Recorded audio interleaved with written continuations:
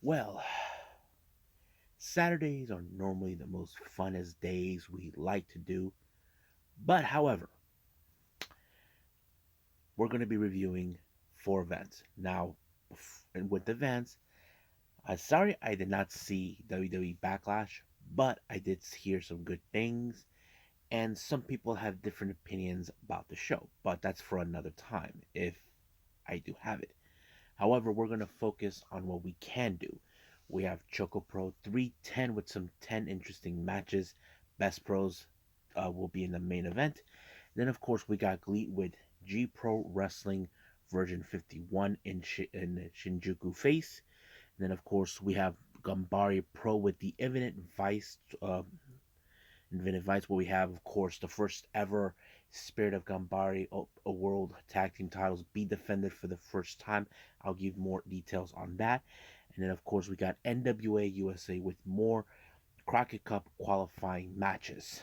And I think that's pretty much it. And we only have two news updates, one regarding someone who we have seen in GLEAT, and another, well, this one is very interesting. As you know, we still have some people bad mouthing on AEW because they believe they should have been out of business right now, but we'll get into that. So let's get ready for another episode of Deleted Wrestle Zone.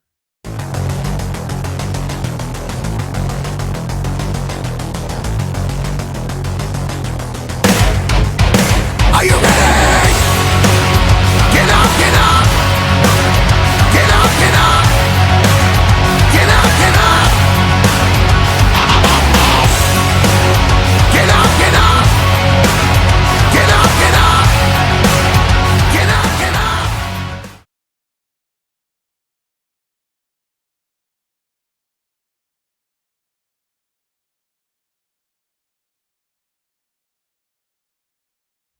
Welcome everybody to Deleted Wrestle Zone.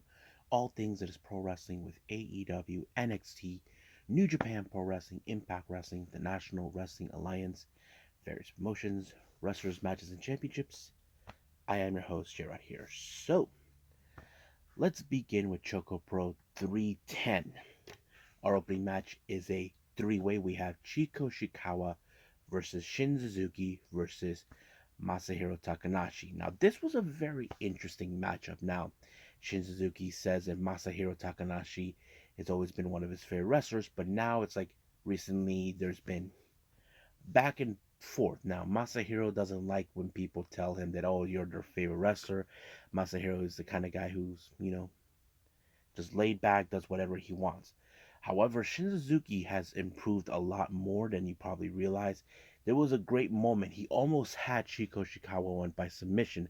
However, it was Masahiro Takanashi with the figure four onto Chiko Shikawa, forcing her to tap by him. Shin Suzuki thought he had this one under his grasp, but it did not. So one way or the other, those two will come across each other at some point. Now, our next match, we have Sayaka teaming up with Sawadari Kamen. They take on Black Kominachi, consistent of Tokiko Kirihara and Antonio Honda. Now, you know these type of matches when it comes to Black Kominachi, where they like to play little dirty tricks. Honda likes to play a little fortune teller on your little hand, that sort of thing. And of course, they bring out some toys, such as the fans and whatever they can get their hands on, try to ensure they pick up a win. But at certain points, we know there'll be misfires, not only from Black Kominachi, but sometimes their opponents.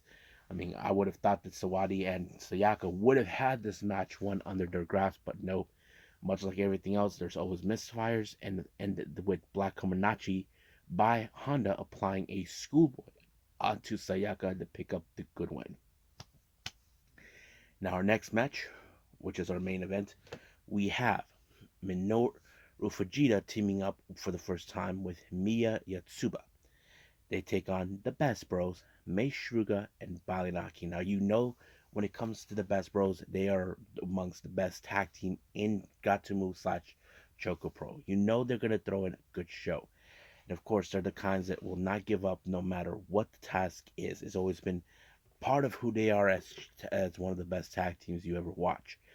But in this case, it was, of course, Mei Shuriga with the dolphin press with her onto onto Mia to pick up a good win. Now, however, the Jonkin tournament was very interesting. It was Shinzuki who won. He may not have picked up the win that he wanted in his match, but he was able to walk away with a chocolate. So, congratulations, Shin. You got that in return. So, I think that's pretty much it right now with ChocoPro. I think it's time for GLEAT.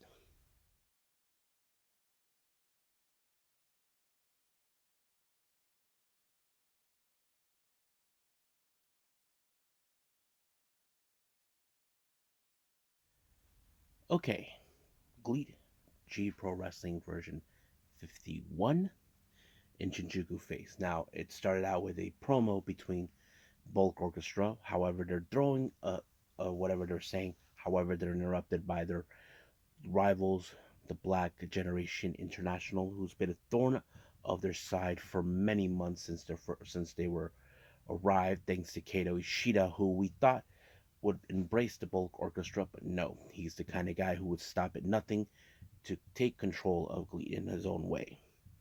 In our opening match, we feature the Yans family, consistent of Masato Kamino and Takanori Ito. They take on Kaz Hayashi and Issei Onitsuka.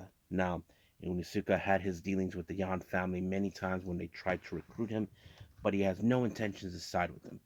But in this case, it was, of course, Ito who picked up the win when he applied the German suplex onto him, giving him and, of course, Kamino the win. Next up, we got the Yoshis taking the stage. We have Yukari Hosokawa and, of course, everybody's resident eel, Unagi Sayaka. Now, this is another match where they have to confront each other. Now, Hosokawa is still dealing with the unexpected turn that took place with Michiko Miyagi, who made a decision that if she loses to Unagi, she will be exiled from the promotion. She did not want this to happen, but Michiko felt that a deal's a deal, and of course, she has one thing for Unagi, to take good care of her. The match wasn't really that much exciting, but it did tell a good story. Like, Hosokawa is still to pick up yet a good win, and this kind of reminds Unagi for one particular person, which is, of course, Waka. But after the match, when she won, she told Hosokawa her reasons why she wants to be there. Her reasons is to make the Yoshi wrestling in GLEAT more exciting. So it makes you wonder, maybe that's why she's there, because Michiko Miyagi is supposed to be like the one running the show, but there's no excitement coming from that.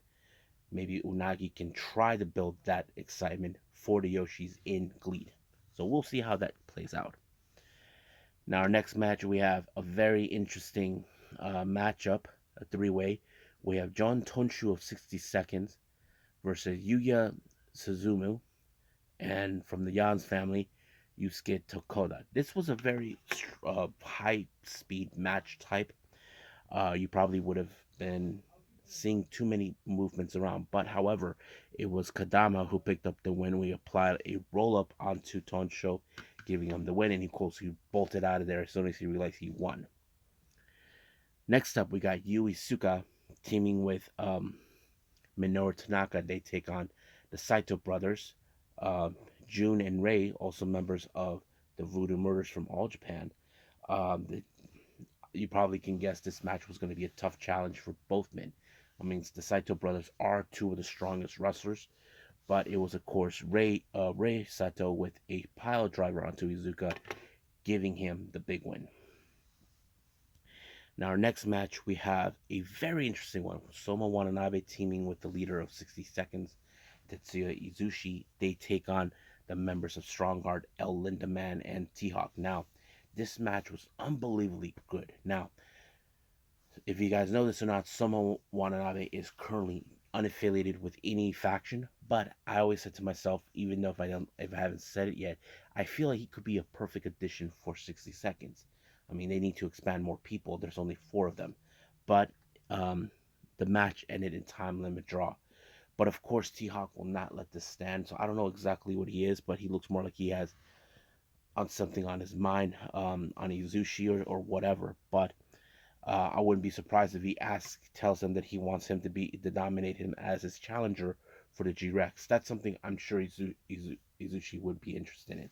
But we'll find out when and make it happen.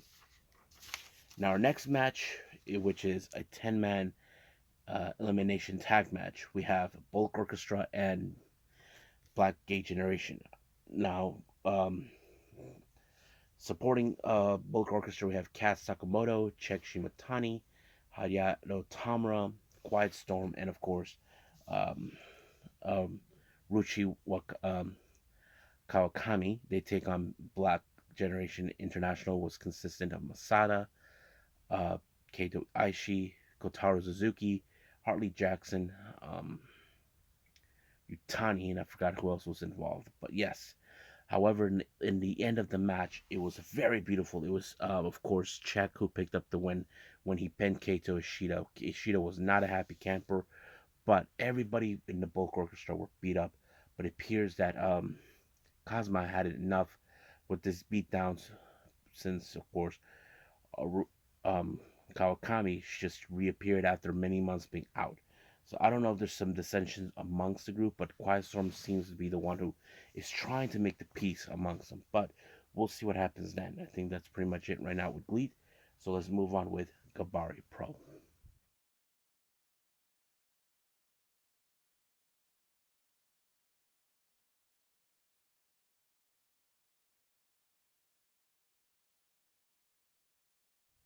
Okay, Ganbare Pro in Event Vice, I think that's what it's called.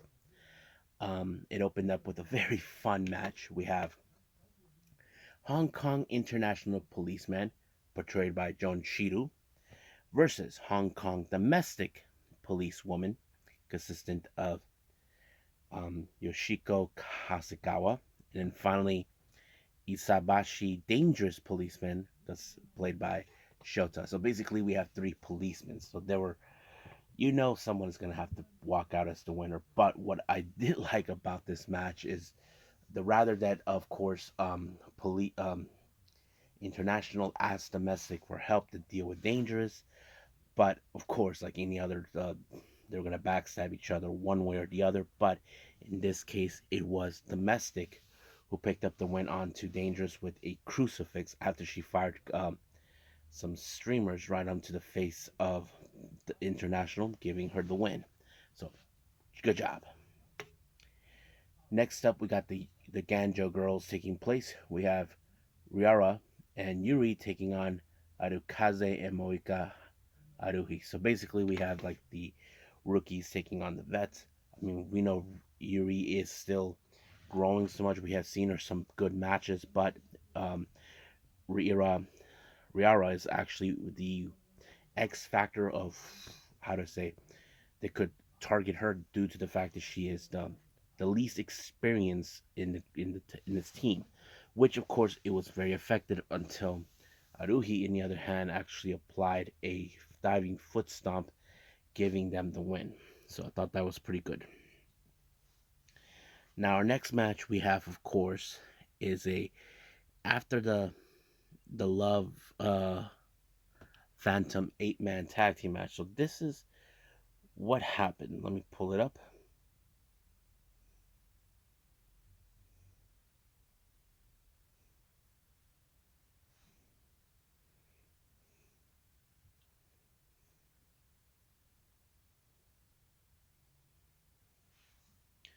So it's consistent of team number one, Tatsu Nakamura, um,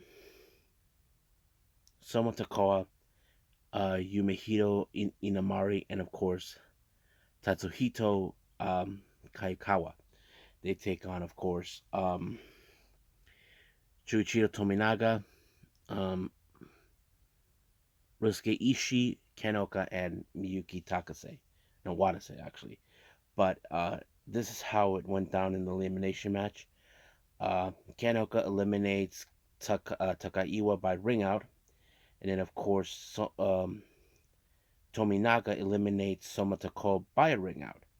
And Miyuki Takase and Nakamura eliminated themselves in a double ring out. Then later, Kisuke Ishii eliminates Inamari for the ring out. So, of course, um, Wada Say's team actually picked up the good win. Next up, we have Takuya Wada taking on um, Katsumura. I thought that this match was pretty good. A little bit of the striking capability in this one, but in this case, it was a hold down pin by Katsumura to pick up a really good, strong win for himself. Now, our main event. Now, this one, as you know from the previous Ganbare Pro event, um, we already crowned brand new tag team champions, which is the um, Henchai Punch Drunkers, consistent of Tyson Miyaguchi and Hikaru Sato. So I thought this match was pretty fun, very interesting. But their opponents, on the other hand, is none other than Dan the Dad and Cody Lane. Now they actually requested this match. This is their first title defense. I have to say it was a pretty good debut for Dan the Dad and Cody Lane. But in this case, it was a buzzsaw kick by Tyson to keep up a good win onto what's his name, onto Cody Lane, and that was pretty much sweet. I think that's pretty much it right now with Ganbare Pro. Let's move on with our last review, NWA USA.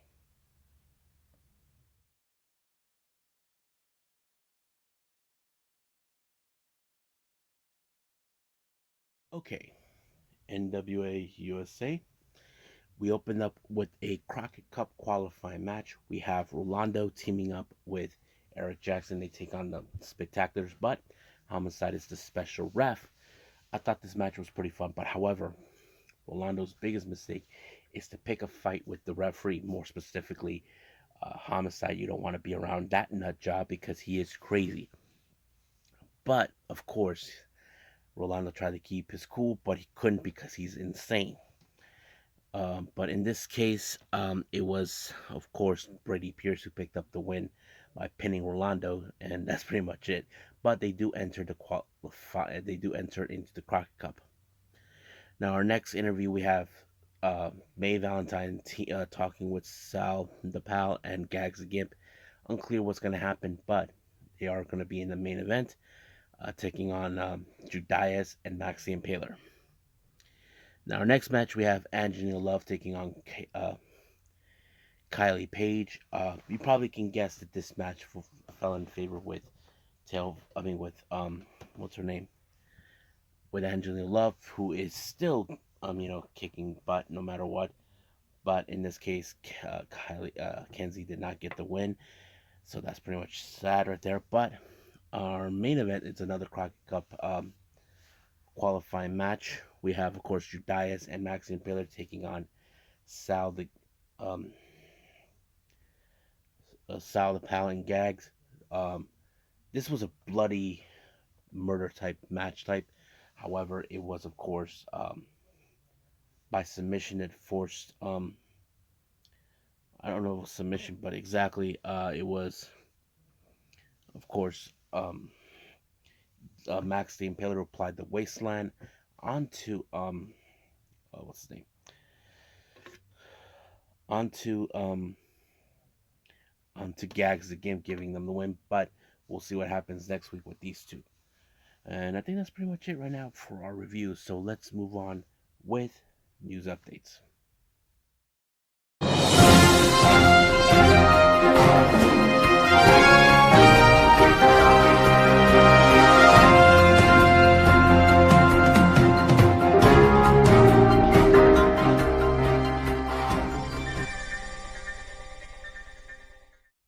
Okay, now as you know, I talked about GLEAT recently, a few weeks, about a month ago or so.